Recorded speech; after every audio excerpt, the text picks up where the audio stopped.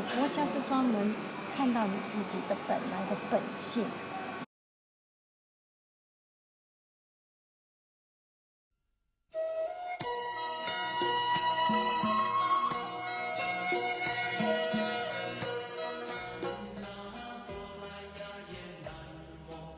Buddhism is a non-theistic religion that encompasses a variety of traditions, beliefs, and practices largely based on teachings attributed to Siddhartha Gautama, who is commonly known as the Buddha, meaning the awakened one.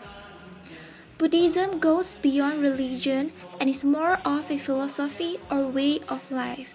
It is a philosophy because philosophy means love of wisdom, and the Buddhist path can be summed up as to lead a moral life, to be mindful and aware of thoughts and actions, and to develop wisdom and understanding.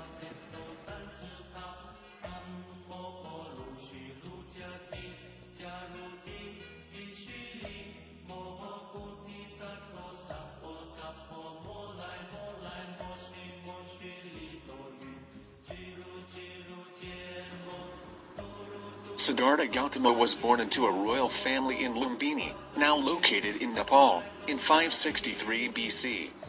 At 29, he realized that wealth and luxury did not guarantee happiness, so he explored the different teachings, religions, and philosophies of the day to find the key to human happiness. After 6 years of study and meditation, he finally found the middle path and was enlightened. After enlightenment, the Buddha spent the rest of his life teaching the principles of Buddhism, called the Dhamma, or truth, until his death at the age of 80. Buddhism explains the purpose to life, it explains apparent injustice and inequality around the world, and it provides a code of practice or way of life that leads to true happiness.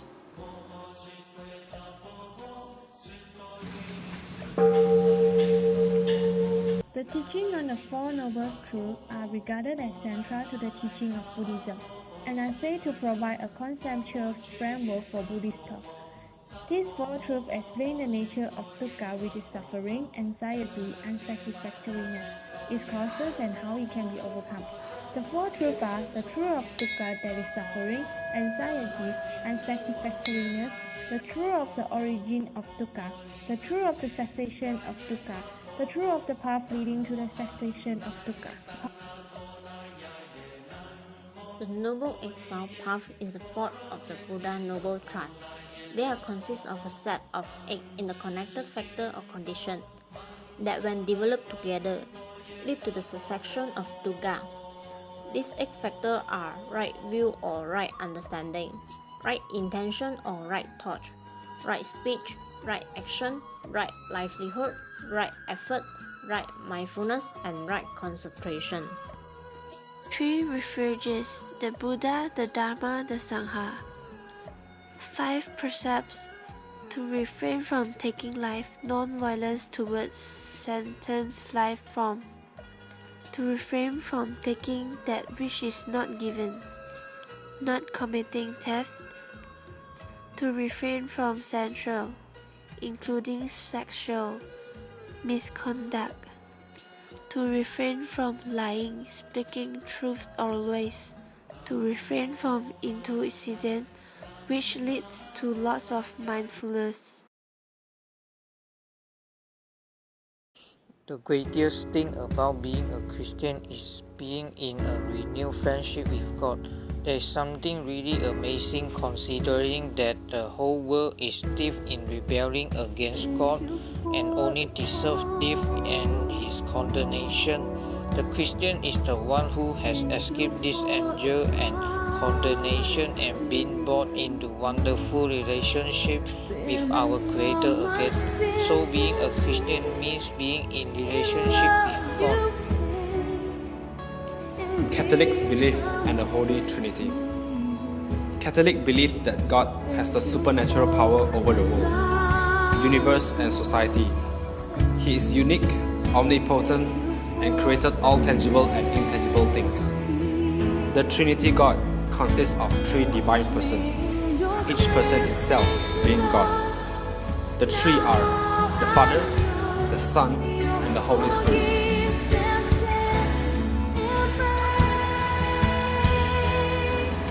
Catholic believe that God created everything in the universe, including human beings.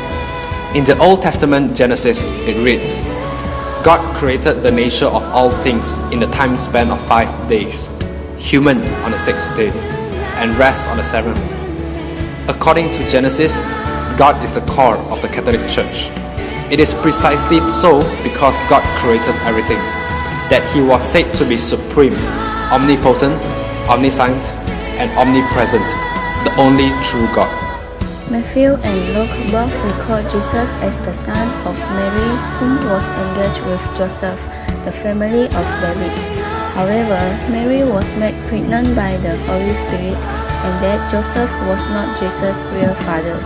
The angels announced the birth of Jesus to a group of shepherds at least 40 days after the 3 astrologers from the east, whom was guided by a particular star.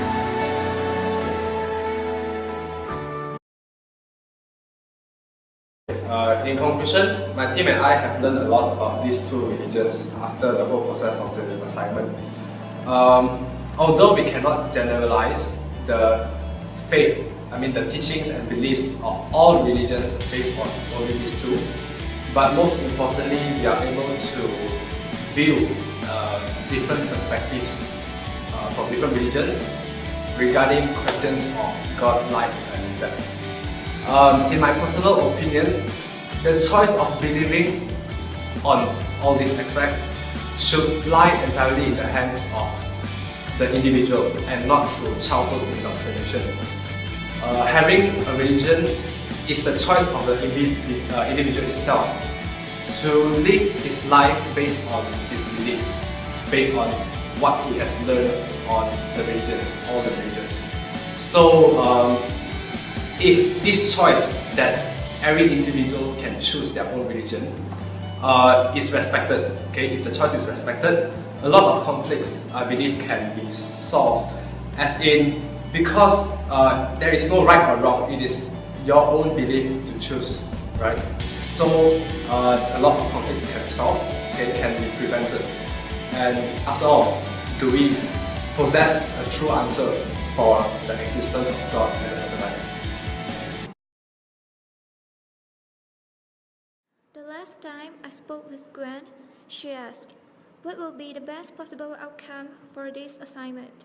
And I said, of course, it would be that our friends and audience obtain a better understanding of these two religions, and of course, to get a full 20 marks from our lecturer, Miss Honey.